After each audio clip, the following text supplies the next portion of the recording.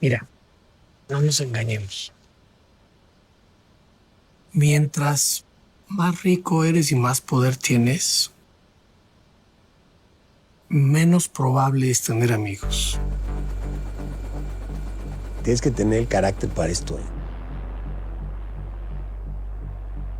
Creo que él estuvo muy consciente de que su camino tenía muchas contras, ¿no? Siempre hay un precio que pagar, porque elegir es renunciar. Es claro que estar en una posición de liderazgo, naturalmente, es una posición solitaria.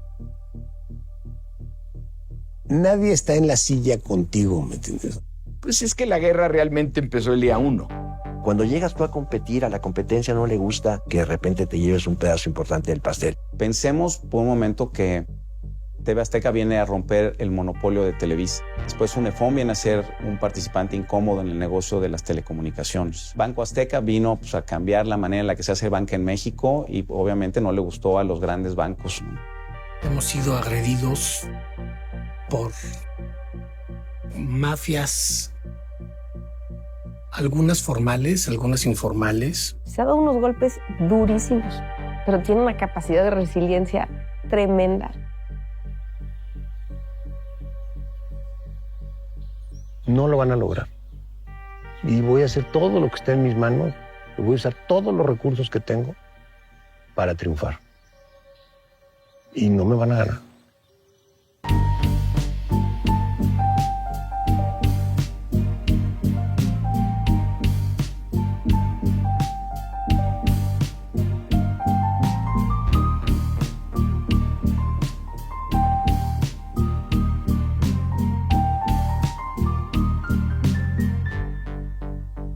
Me da mucho gusto poder crear cosas, concebir un negocio, concebir una idea, hacerla realidad. Para mí es un acto de creatividad.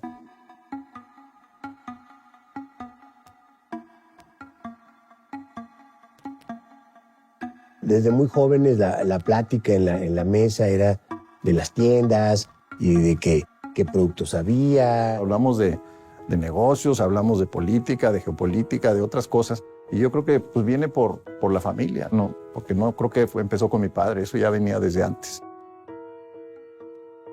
Con mi abuelo, que fue un gran empresario, gran operador, ese emporio que fue hacer Salinas y Rocha en un ambiente donde no había comunicaciones y no había computadoras, ¡wow!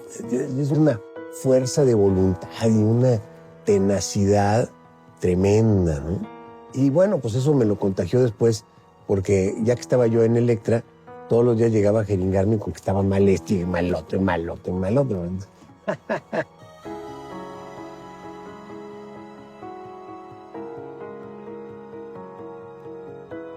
Fue un buen hijo, siempre fue buen hijo. La guerra que daba era por lo atrevido. Mis papás pues tuvieron que ir aprendiendo con él a poner orden. Uf, me portaba muy mal.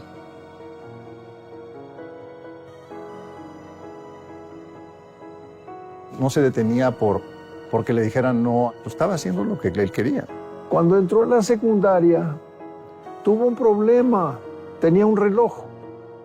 Era esa época del 68, tenía como 13 años, y estaba allá afuera del colegio Simón Bolívar, y en eso llegó un camión lleno de vándalos que supuestamente eran los que protestaban por el 68. Y nada, lo que andaban haciendo era asaltar a todo el mundo.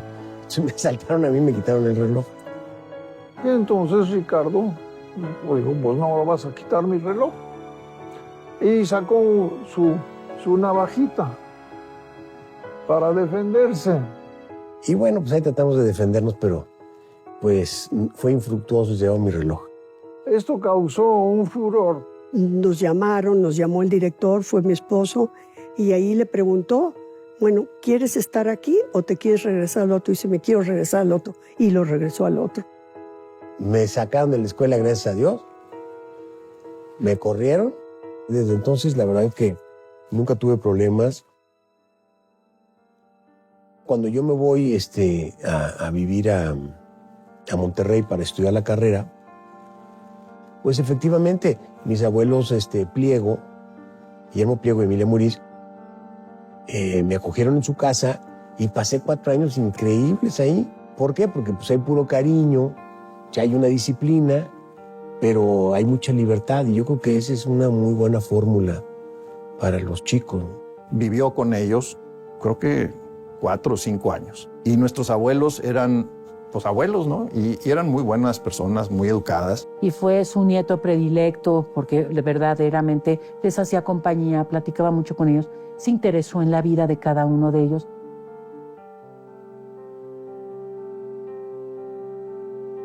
Después de eso se fue a Estados Unidos, en Tulane, sacó su posgraduado.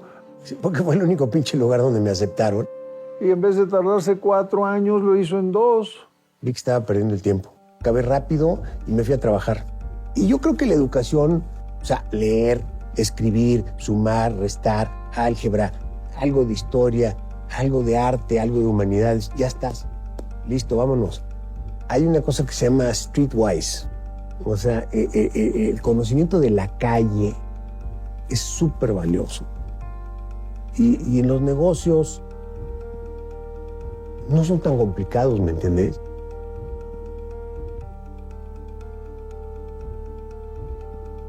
El mercado es un consumidor que escoge venir a tu lugar, darte su dinero para que tú le des tu mercancía. Es una cosa preciosa.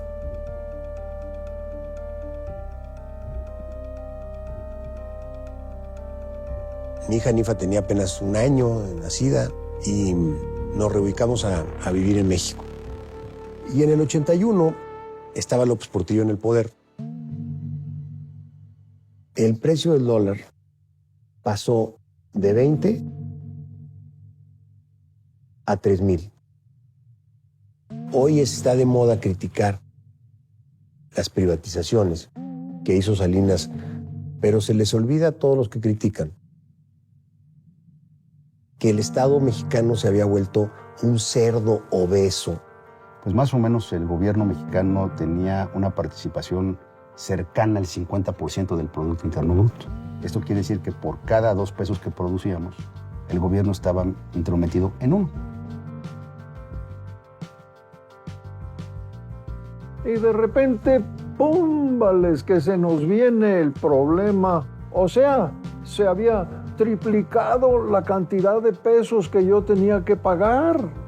Para los que no saben, no vivieron los 80s en México, es muy difícil hacerles entender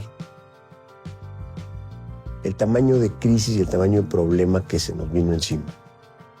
O sea, Electra quebró, debíamos $9 millones, no podemos pagar.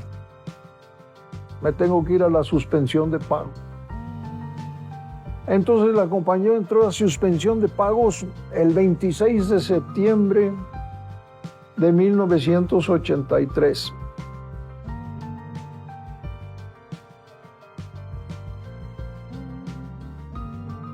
Cuando Electra se fue a suspensión de pagos en el 83, no le pudimos pagar a los proveedores ni a los bancos. Entonces el director comercial, que tenía muy buena relación con todos los proveedores, pues renunció. Entonces entré yo y me tocó negociar con todos los distintos proveedores. Y de acuerdo con mi papá dijimos, miren, ya no nos van a vender a crédito como antes. Lo que nos vendan se lo vamos a pagar de contado. Y les vamos a dar un pequeño sobreprecio para que vayan recuperando lo que ya habíamos perdido. Y eso nos dio un gran resultado. La compañía se fue para arriba. Sacar de la suspensión de pagos a Electra y renegociar la deuda y darle la vuelta y construir lo que acabó construyendo requiere una enorme capacidad de aguantar adversidad y lo hizo magistralmente.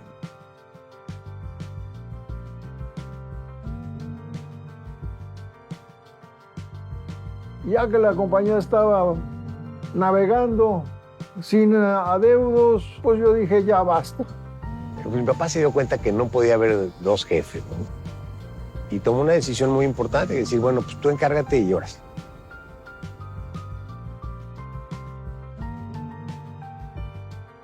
Un día que estábamos en junta, de repente dije, esta es la última junta que voy a presidir.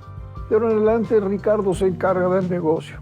de repente se paró y dijo, bueno, señores, yo ya no voy a ser el director general de Electra y ahora va a ser Ricardo. Todo el mundo se quedó boquiabierto. Ricardo vino y me dio un abrazo y dice, gracias, papá. Y me acuerdo que me dijo que lo único que no podía hacer era pedir prestado.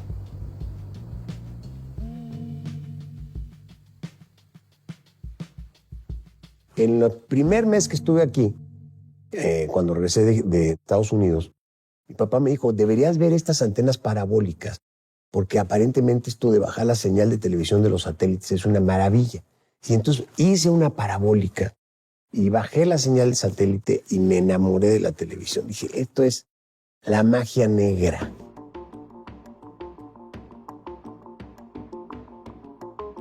Mi papá y mi abuelo estaban muy conscientes de que la Televisa era una empresa muy rica.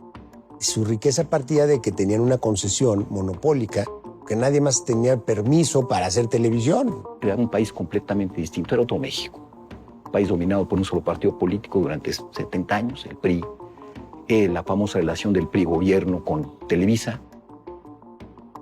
Yo creo que él siempre tuvo la visión y los que lo acompañamos en esa época sabíamos que era un anhelo y era un sueño casi imposible de lograr. Él vio en el negocio de la televisión una oportunidad. No le preocupó si lo conocía, si lo tenía que aprender de cero. Y pues también veía cómo la competencia pues tenían facilidades que no tenían otras gentes. Sí, en esa época, el hombre más rico de México se llamaba Emilio Azcárraga. Y que yo viera no trabajaba mucho. Dije, chíngale, pues aquí ha de haber oportunidad, ¿no? Y si es un monopolio y si uno no trabaja mucho, pues seguro hay oportunidad para un retador.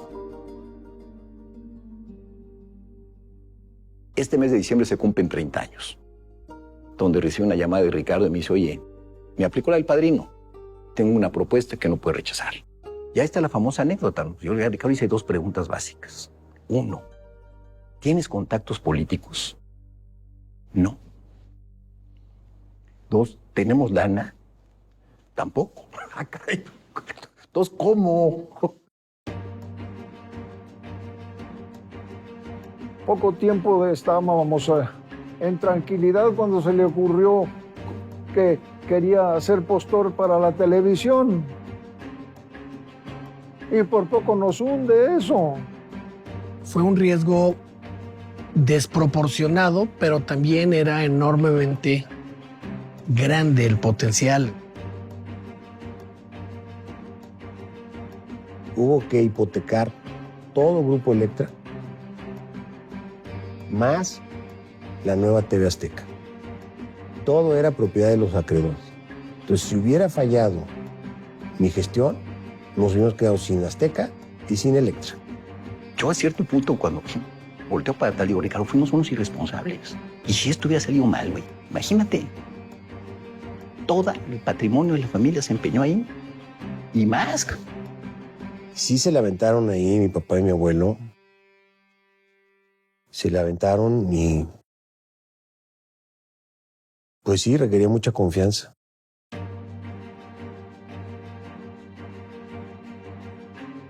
Estoy seguro que fue la primera vez que Ricardo y yo juntos pisamos Los Pinos. A ver, muchachos, están muy interesados que, bueno, que venga sangre nueva y joven. Tienen por lo menos $70 millones para comprar la televisión. Puta, salimos de ahí y dijimos, ya esto, babaluca, o sea, ¿de dónde 70 millones? Aquí no se va a decir que 2 años y medio después estamos haciendo una oferta de $640 millones. Fue épico. Y entonces a última hora pude conseguí a don Alberto Saba y a su hijo Moisés Saba que se subieran conmigo. Ellos tenían muchas propiedades, pero tampoco tenían dinero. Entonces yo fui y les conseguí un crédito sobre sus propiedades y con la parte de los Saba más el crédito que tomé yo endeudando a Electra, fue que depositamos el 60% de la puja ganadora. Por ahí del 15 de julio de 93 había que presentar los sobres de la licitación del paquete de medios. Y tenía que ser en Palacio Nacional, en un salón muy bonito Y ahí fuimos eran 5 grupos. Nosotros pedimos que todos los participantes, todos los postores tuvieran un sobre con un notario para cada, designado por cada postor, a efecto de que no pudieran truquear. Ya hicimos lo mejor que se pudo. Y saliendo ahí de Palacio, pues, ¿dónde vamos a comer? Pues vamos al Prendes y fuimos al famoso restaurante Prendes ese. Íbamos, obviamente Ricardo, Pedro Padilla nos estaba esperando ahí, junto con, creo que estaba el Gordo Guzmán y alguien más. Llegamos, nos relajamos, comimos muy a gusto. Y entonces, y con aquellos celulares del tamaño del mundo esperando la llamada, y le digo a Padilla, oye, Padilla, un coñaquito, cabrón. Y empezamos a coñaquear, ya no fue un coñaquito. Sí era medio tétrico el asunto, porque nadie pensaba que íbamos a ganar, ¿no? No éramos el grupo favorito, no teníamos padrino, y pensamos que iba a ser una asignación discrecional. Y llega la primera llamada que tienen que presentarse con el señor Pedro Aspe, que era el secretario de Hacienda. No, pues no te va a hablar para decir que perdiste, ¿me entiendes? Toc, toc, toc, sale la puerta, entra Ricardo. Entonces, ¿qué? ¿Ganamos o no? Y Pedro le dice, efectivamente, no han ganado, pero no han perdido. A ver, ¿cómo le vas a hacer para pagar esto? ¿Dónde está la lana, cabrón? El 60% lo tengo amarrado con un crédito así, más lo que van a poner los ABA. Y el otro 40% lo voy a levantar en los 6 meses que tengo de plazo en los mercados. Y me dice, a ver, ¿y los ABA dónde están? No van a venir. Y empezó el Shabbat. Y no podían hablar por teléfono. Estaban desaparecidos los ABA. Ahora, Pedro, yo hice todos los números. La lana sí está. Total, ya me despachó y me dice, bueno, tienes la postura ganadora, pero vas a tener que trabajar mucho para que se te asigne, porque yo me comprometo que es la ganadora, pero tú tienes que hacer la parte de convencer al gabinete. Dice, vete ahorita con Emilio Gamboa. Emilio Gamboa es secretario de Comunicación. Entonces yo al volante, Ricardo a mi lado y atrás Pedro Padilla y Gustavo Guzmán. Y fuimos a la visita de las 7 casas. Y se bajaba Ricardo solito. Entonces llegamos a casa de Gamboa en el Pedregal. Nos recibe ahí.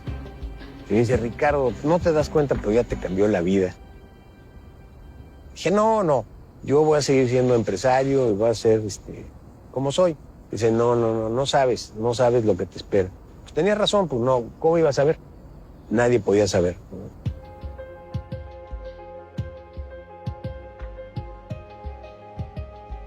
Y el sábado en la mañana fuimos a ver al presidente Salinas, allá a Los Pinos. Yo no lo conocía y él estaba muy sorprendido porque dijo, puta, ahora resulta que el que ganó la televisión se llama Salinas, que cómo le iba a tomar la opinión pública, pues iban a pensar que era su pariente, ¿no? Total, llegué a la oficina el lunes de Azteca y pues, ya vengo a ver lo que compré, ¿no? Llegamos aquí, ¿ahora qué hacemos, cabrón? Y veníamos muy teóricos y muy estudiosos y con unas proyecciones financieras y la realidad, ¿cuál era? Otra, ¿no? Entonces, que nos encontramos una empresa que estaba depredada.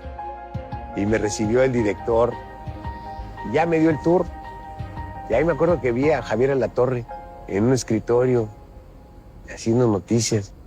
Estaba todo jodido, o sea, no había equipo, había mucha gente, había gente por todos lados. Yo creo que el gran momento de Ricardo es cuando él se da cuenta que darle vida a lo que él quiere requiere gente excepcional trabajando con él.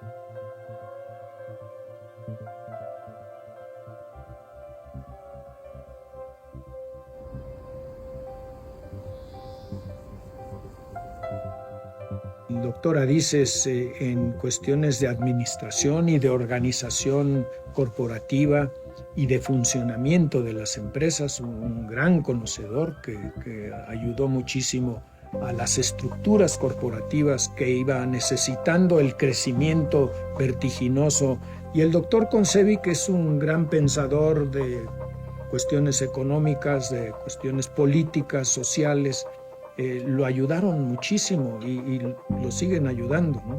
Eso es muy importante en una organización tan grande. Siempre tienes que estar pensando en cómo darle frescura a las cosas y cómo hacer una organización que funcione. Compadre Guzmán estaba en Radiocel. Y me llega y me dice, ¿sabes cómo se vende la tele? Le dije, ¿cómo vas a ver?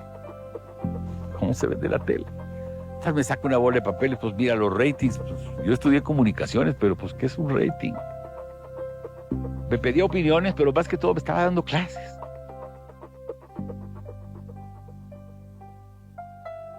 A ver, ¿ya se dieron cuenta que usted está en un negocio eminentemente político?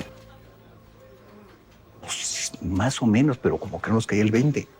Necesitan llevar al grupo a alguien que entienda, que piense como político, que actúe como político. Oye, pues ¿quién? Jorge Mendoza. Y Jorge, bueno, pues el rey, cabrón. Todo el mundo me decía, pero ¿cómo te vas a ir a trabajar con Ricardo Salinas? Te vas a salir de la política. Yo me quedaba pensando hasta que a alguien le pregunté y le dije, señor, no estoy seguro si aceptar o no, porque me dicen que me voy a salir de la política. Y me contestó y me dijo, va usted a entrar. Así acepté, salí de gobierno, me vine a TV Azteca y entré a la política.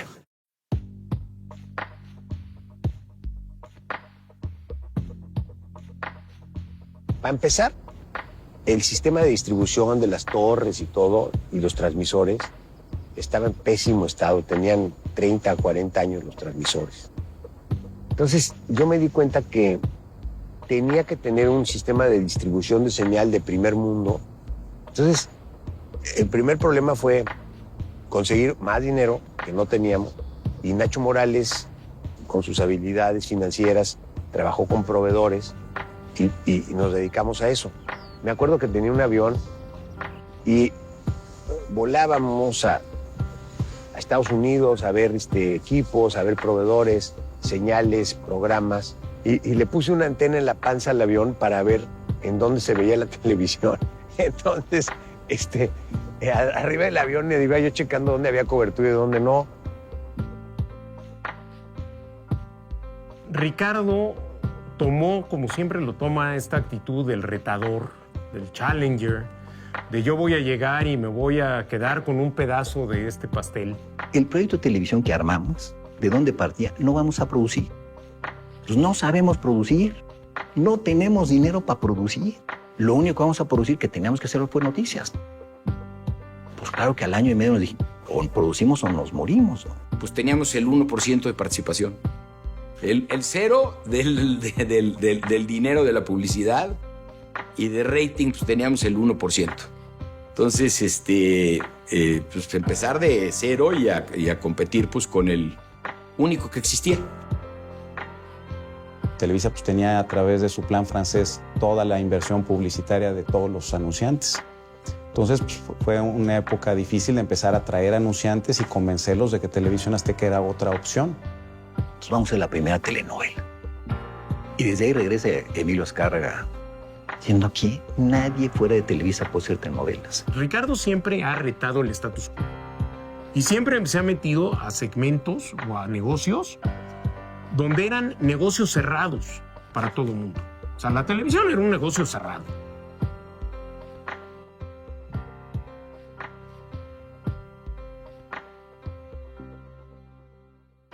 No creo que tuviera tan claro las capacidades de la televisión para construir tejido social, para influir, para informar, para construir y potencialmente para destruir. Cuando te equivocas y lo usas mal. No teníamos esa sensibilidad de qué tan profundo y qué tan fuertes son las cosas que puedes decir.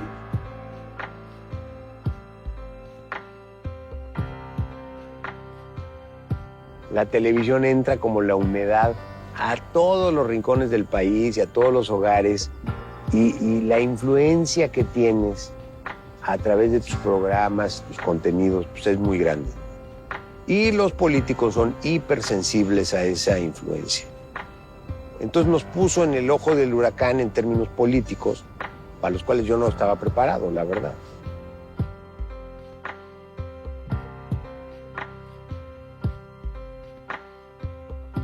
En el gabinete de Zedillo nos ven como prestanombres de Carlos Salinas de Gortari. Es una acusación muy delicada. Y nos las echan encima y sabemos de primera mano que Zedillo le pidió a Slim que se quedara con la televisión y que me quitaran a mí. Y el tigre, Azcárraga, hizo lo mismo y se empezó lo que se llamó la guerra de las televisoras.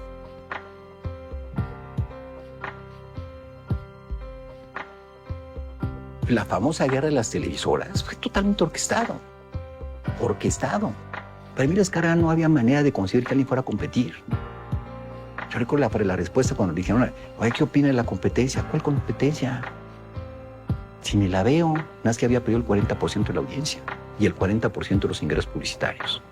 Era la soberbia tan brutal, pero en el fondo, pues claro que querían atacar. Fuimos de una misma pieza desde el principio hasta el final. Tuvimos citas muy complejas en la Procuraduría General de la República, donde los interrogatorios eran eternos. Me persiguen, me llevan detenido a declarar. Y a fuerza querían que confesara que Salinas de Gortari era socio de Azteca. No era así.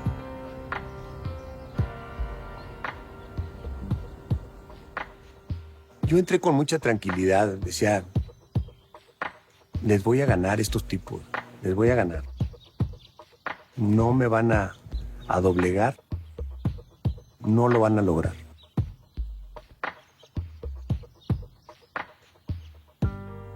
Cuando se vienen los problemas como esto de una detención y que ya se llevaron al líder a la cárcel, ¿qué hacen los demás?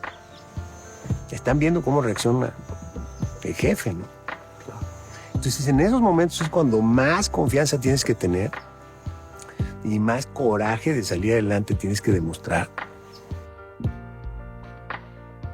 Cuando no me quedó de otra más que salir a defenderme con todo, me di cuenta que mucha gente estaba viendo la televisión azteca y que mucha gente quería que hubiera alternativas al monopolio y que la inmensa mayoría de la gente no le gustaba que el grandote abusara del chiquito. Y claro, como Televisa estaba detrás de, azuzando toda esta persecución, no, pues me lancé a la yugular y al tigre le puse una recetada que no se la acabó. Lo acusé que él era el beneficiario del Estado, que él era el monopolista, que él tenía de socios a dos expresidentes, a Miguel Alemán y a Ávila Camacho, y pues no le jaló. Entonces me tuvieron que soltar. Y seguimos trabajando, pero sí estuvo rudo, ¿eh? Este grupo se ha forjado en un ambiente de guerra. Entonces yo creo que eso te forja un carácter, te forja una manera de ver la vida, que siempre hay que estar preparado. Y cuando tú ves que tu líder es el primero y se avienta a la batalla, eso es lo que verdaderamente marca un líder.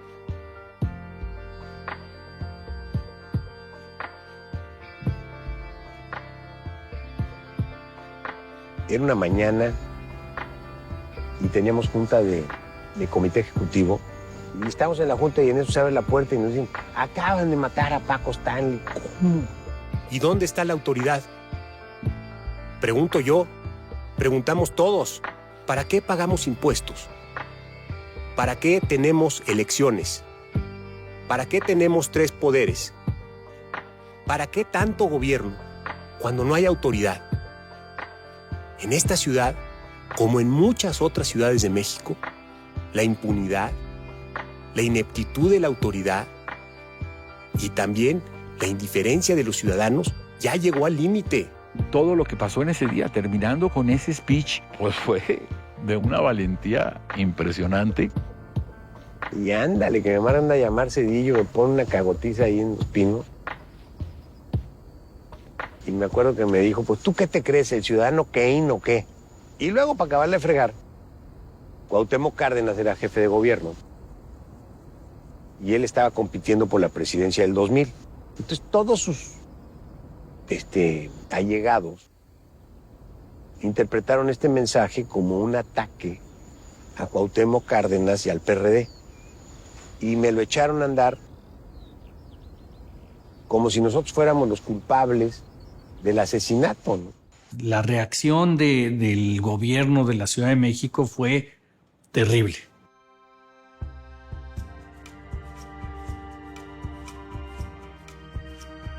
Finalmente perdió la elección Cárdenas, ganó Fox. Y al mismo tiempo ganó de jefe de gobierno Andrés Manuel López Obrador en el 2000.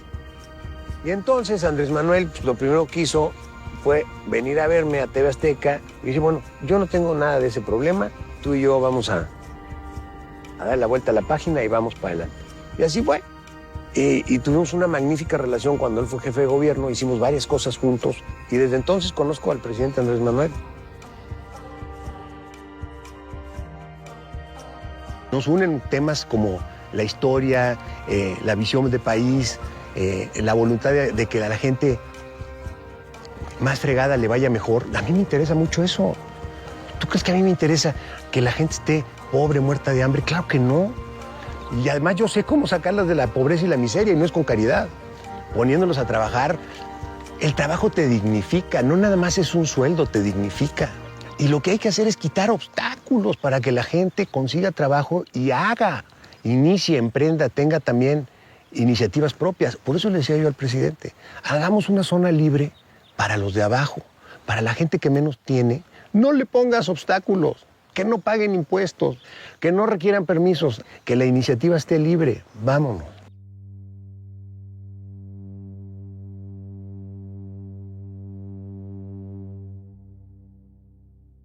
Un día se aparece en mi oficina Javier Moreno Valle y me engaña y me convence de que quiere ser mi amigo y que nos vamos a ser socios, porque él necesita un socio como yo, con dinero y con apoyo político para sacar adelante su canal 40. Me convence de que le metamos $20 millones y que vamos a ser socios 50-50. Muy bien, órale. Pasa el tiempo y un día me dicen que la Secretaría de Comunicaciones y Transportes que no aprobó que fuéramos nosotros socios de él. No, pues lo que pasa es que él había metido mano, había comprado voluntades y había sacado ese papel. No se presenta, sino que nos dice, nah, ya no somos socios. Se deshizo el contrato, después te pago y corta la conexión que teníamos para transmitir desde Azteca al Chiquihuite. Entonces se quedó con mis $20 millones y su canal. El Ejecutivo Federal ha iniciado el aseguramiento de nuestras instalaciones. Entonces se desata la guerra, logramos una orden judicial y una mañana nos presentamos en el transmisor. Esa es la toma del Chiquihuite. Ya estamos allá adentro. Todos los conductores, porque era un canal de noticias, el 40, es un abuso, nos han despojado de nuestro canal. Entonces hace la marcha al Chiquihuite. Ahí van vestidos de blanco.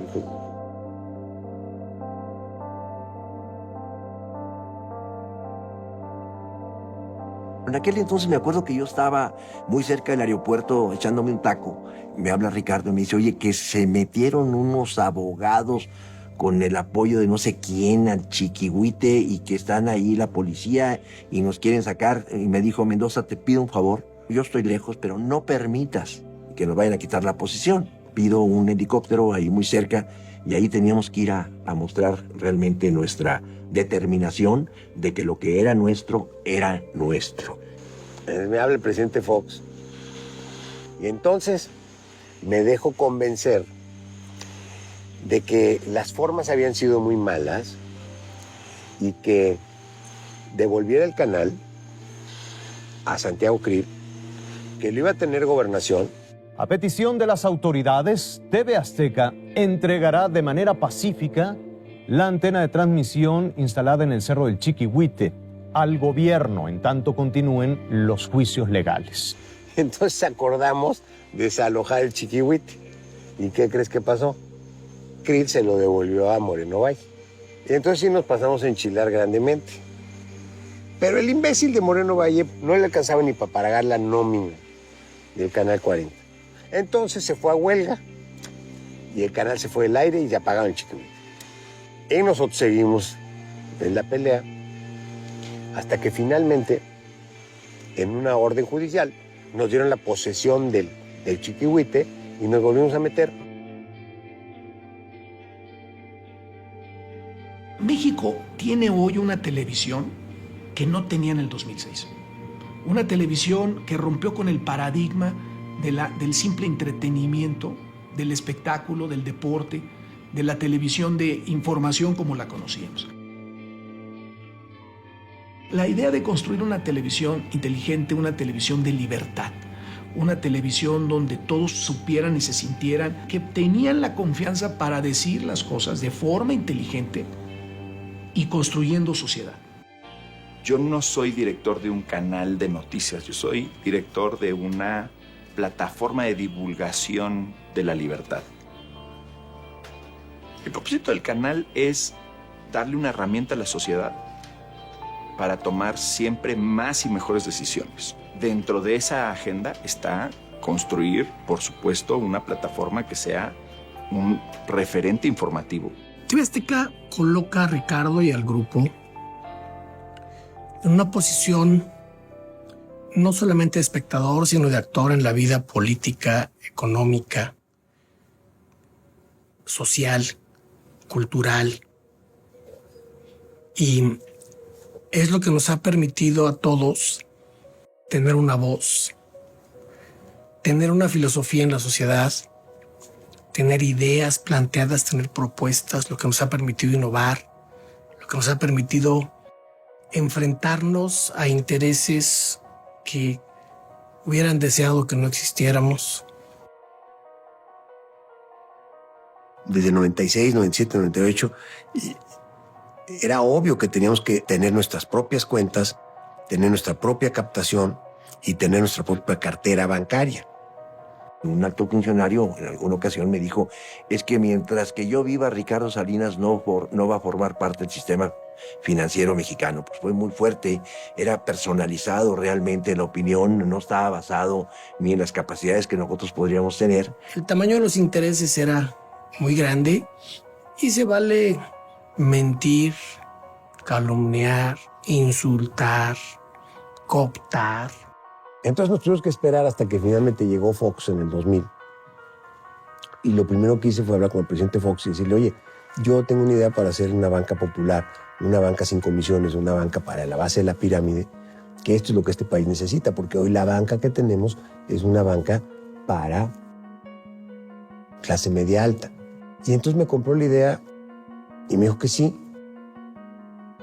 El secretario de Hacienda, que era Francisco Gil Díaz, tenía como mandato proteger a sus empleadores y benefactores del oligopolio bancario.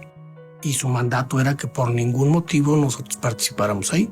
O sea, cumplimos con todos los requisitos así y nos dio un permiso así. Por ejemplo, no podíamos tomar depósitos de más de 10,000 pesos. No podíamos hacer préstamos de más de 10,000 pesos. O sea, nos los dio castrado el permiso.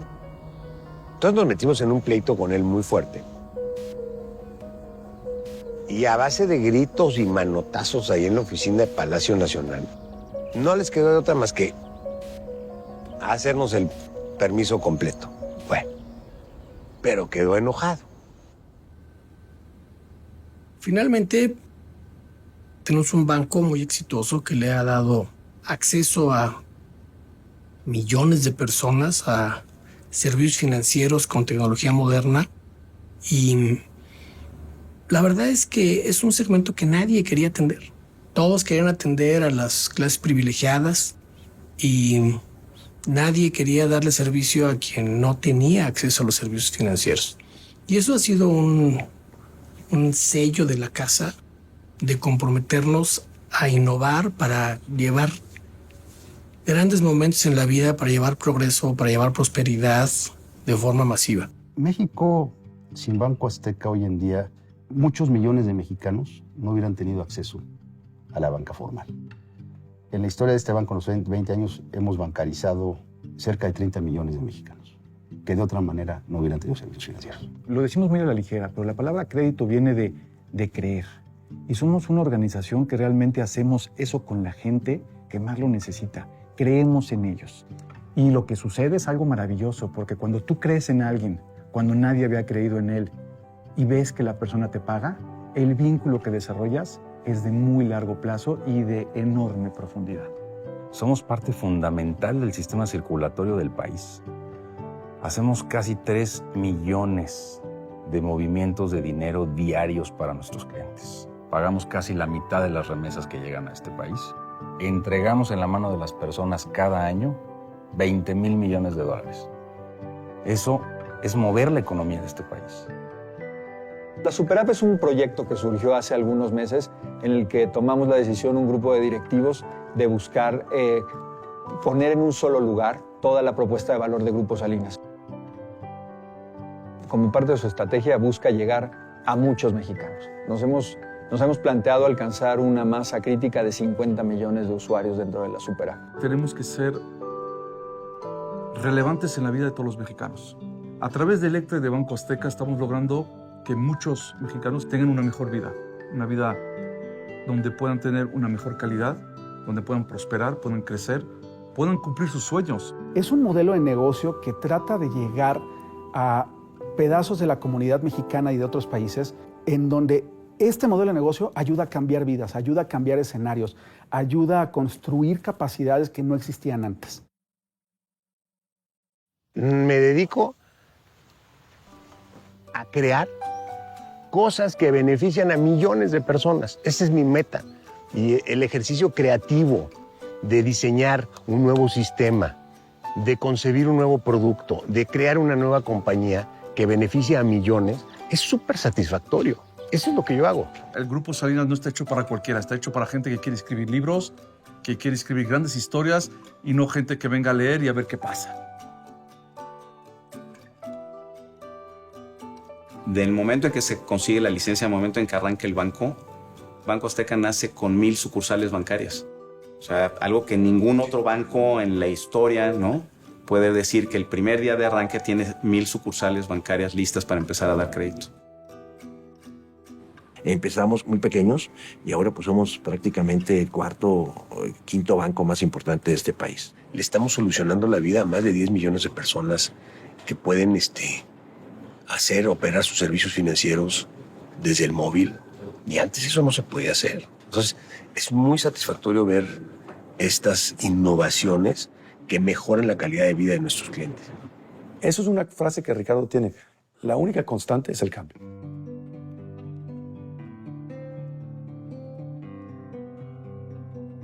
Ser alguien que cambia su país y que cambia lo que no le gusta, ese es su drive.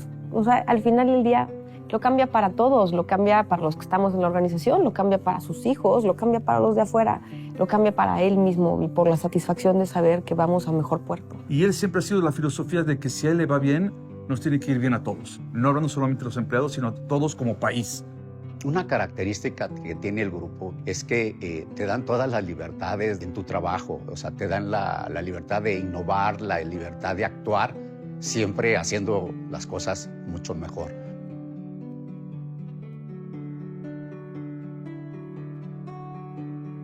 Vendemos libertad, no vendemos motos, ¿no?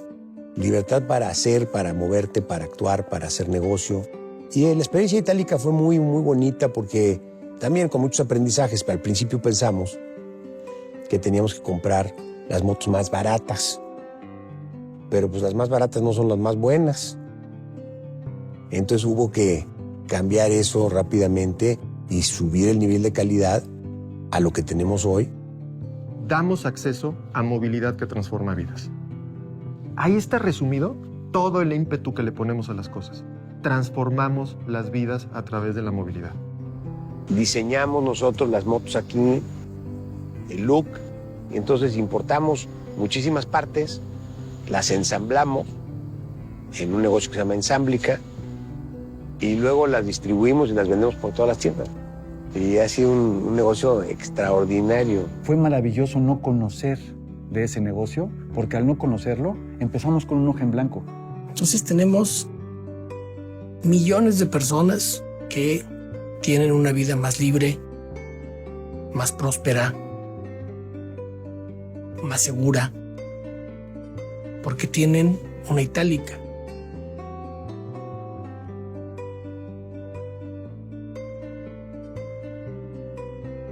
Antes de TV Azteca, a finales de los 80s, el gobierno de Salinas decidió licitar la telefonía celular en México. Entonces, eso me abrió los ojos, no nada más a los satélites, sino al sistema de cable y al sistema de telefonía. Todo lo relacionado a la telefonía inalámbrica, la telefonía celular, fue muy complejo. El gobierno otorgó las primeras concesiones para telefonía celular. Y eran una concesión nacional y luego 9 más por las 9 regiones celulares que había. Entonces Ricardo se avienta a competir por una de esas 9 regiones. ¿Y qué crees? Ni una. Porque todas tenían destino político. Hubo oposición del gobierno, protección del monopolio, todo difícil.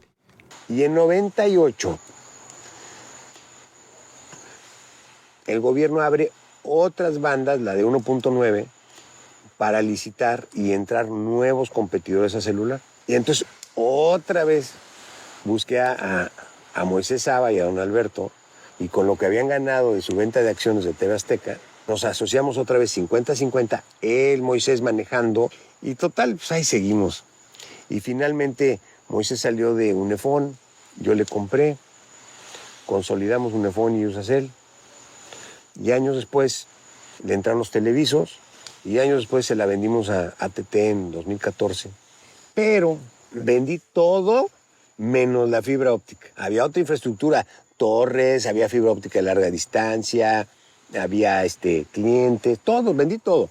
Pero los cables de fibra óptica nos dividimos. Una parte se los quedó ATT y otra parte me los quedé yo. Y sobre esos que me quedé yo,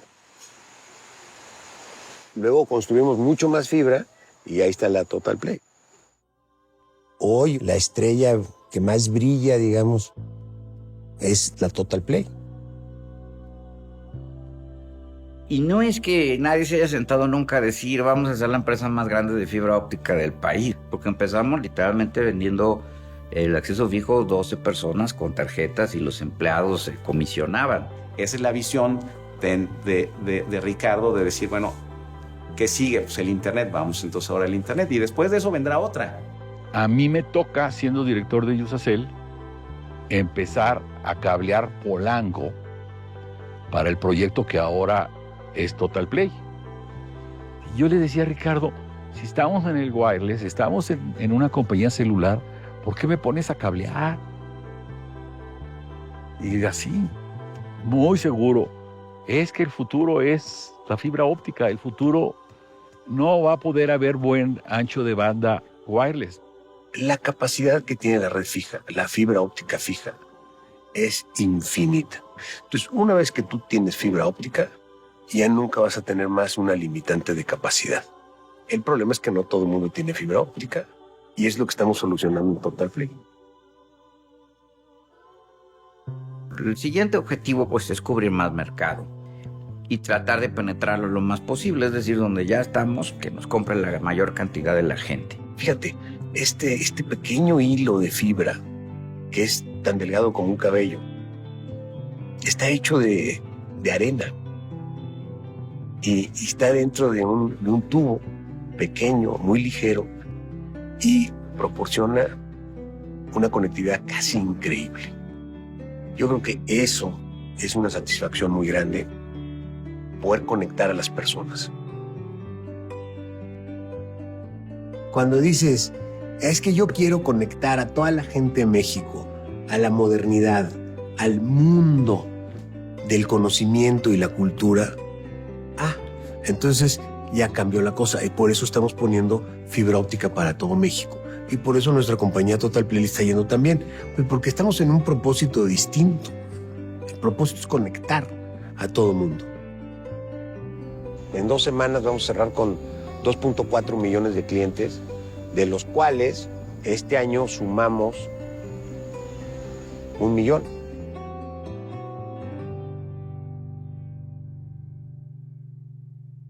Mucha gente piensa que el póker es cuestión de suerte. Pues sí necesitas suerte, pero también necesitas saber jugar, güey.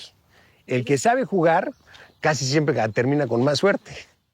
Yo creo que es un visionario, ¿no? Es un hombre que aprovecha las oportunidades que otros no ven, las toma, las desarrolla y las convierte en proyectos exitosos. Entiendo la gran responsabilidad que tiene en sus hombros, entiendo su proyecto de vida, cómo es dejar una huella positiva en el mundo. Es el ser humano que es más enfocado a los resultados que yo conozco. Pero siempre hay ese drive de hacer más y de explorar más y ver cómo puedes cambiar el status quo. Porque pues es una forma de ser. Él está acostumbrado que si le ponen una traba en el camino, se va con todo, porque su objetivo es seguir adelante. Es una persona que nunca está satisfecha. Siempre busca más y más y más. El carácter, como dice Pedro, nuestro amigo Pedro Padilla, carácter es destino. Porque al momento que se mete ese negocio, ¿qué creen que hace? Bibliografía, el libro se pone a estudiar. Y entonces ahora sí, él sí sabe, no infiere, que es lo que es una maravilla. Él siempre nos ha dicho que en el mundo hay 2 personas, y son las que leen y las que no. Yo una de las cosas que más le agradezco es la capacidad del pensamiento crítico, de cuestionar. Pues mi padre es un hombre que siempre ha estado, digamos, en una lucha constante y esa lucha requiere pues de lecciones sobre a dónde destinar tu tiempo. Y por supuesto que pues quizá cuando nosotros éramos chicos, pues él no estaba. En mi experiencia no nos faltó tiempo para convivir. La verdad es que pues muchas de las cosas o la gran mayoría de las cosas me las enseñó él. Tal vez como padre puede ser que alguien me vaya a reclamar de mis hijos que no fui suficientemente buen padre, pues puede ser, pero hice lo mejor que pude. Pero creo que también puedo decir que dejo un ejemplo de una serie de valores que pues ahí están, ¿no? Que con el tiempo pues todos se tienen que acomodar.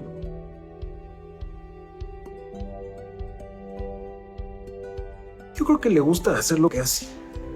Es como el golf. ¿Por qué quieres tirar 70?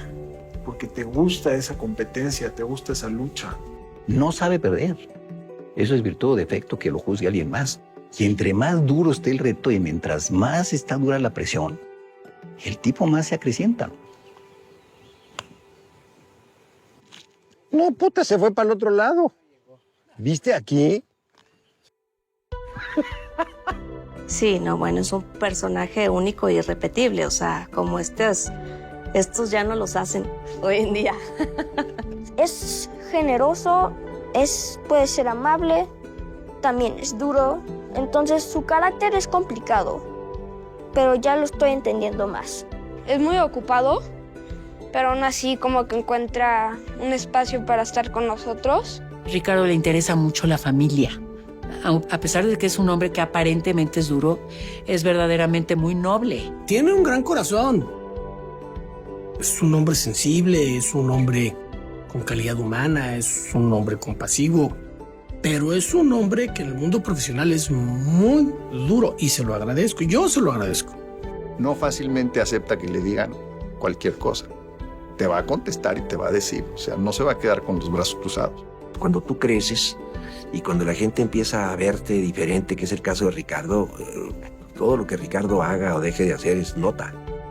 Sí, la franqueza me ha metido en problemas porque yo soy muy frontal, ¿no? O sea, te digo las cosas y luego hay gente que se ofende Hay gente que dice que insensible. Tienen poca tolerancia a la frustración, pero también es lo que lo hace grande, porque si no eres perfeccionista, pues entonces no logras mucho, y él sí lo logra. Polémico, claro, que tiene sus pros y sus contras también, pero eso es lo que nos hace diferentes, por eso estamos hoy aquí.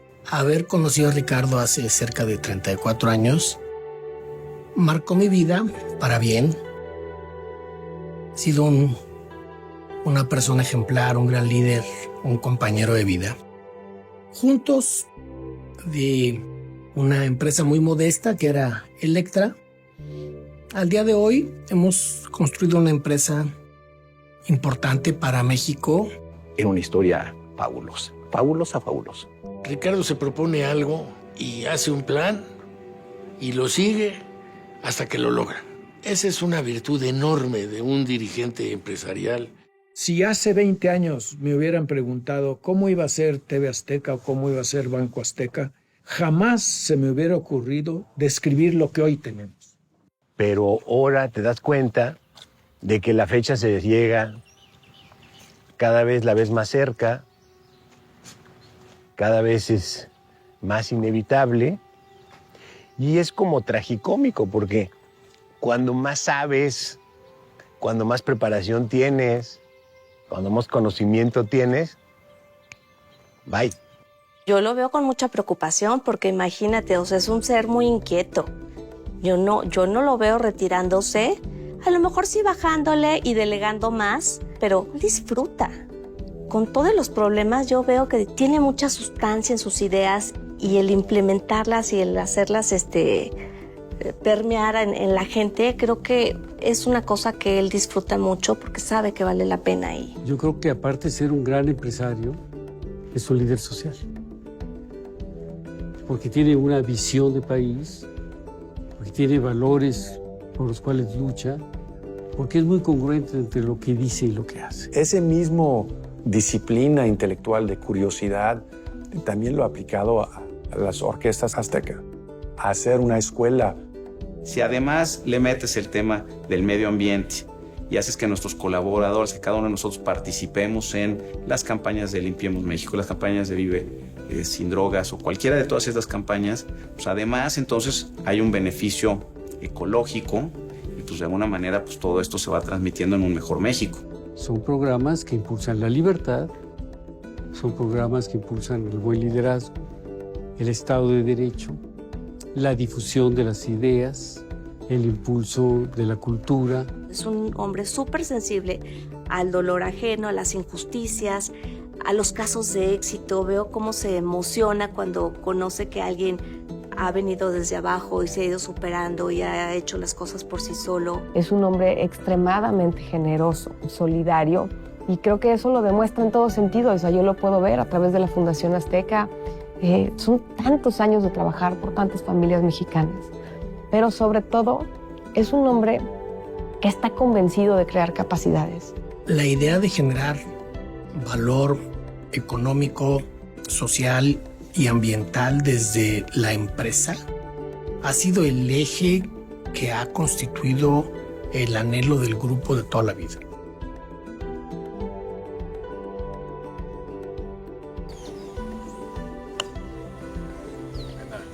¡Qué buen par! Up and down. Es un gozador de la vida, que es un hombre que le gusta muchísimo enseñar, que de manera natural es un mentor y toma pues a mucha gente bajo su brazo. Y su papel de mentor es muy bueno. Es cuando le salen sus mejores atributos y es cuando se siente más pleno, yo diría.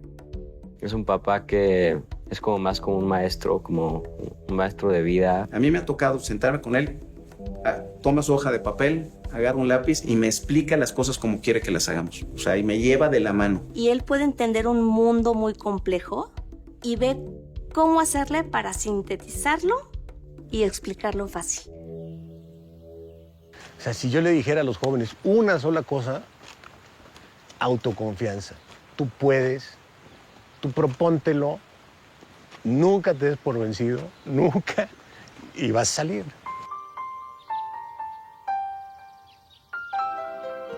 El éxito no es fácil. Siempre está lleno de dudas.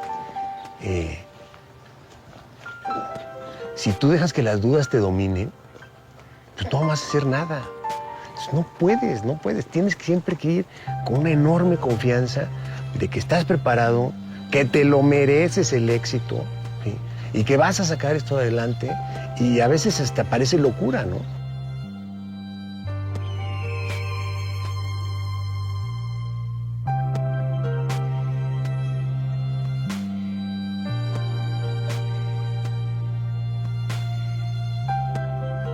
Perderle el miedo a lo imposible. No te dejes. No te conformes. No pierdas tu libertad. Lo que te imaginas es lo que puedes lograr.